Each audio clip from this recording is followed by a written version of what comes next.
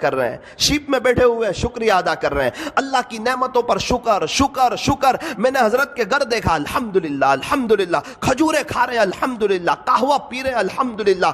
اور ان کو چکن وغیرہ تو جلدی سمجھ نہیں آتی, ان کو تو مٹن وغیرہ چاہیے. تو خلاصہ یہ ہے, جو بھی کھا رہے ہیں اس پر اللہ کا شکریہ ادا کر رہے ہیں. مجھے وہ بزرگ والی بات یاد آئی کہ واقعتاً اللہ نے ان کو نوازا ہے اور یہ شکر کر کے اللہ تک پہنچ رہے ہیں.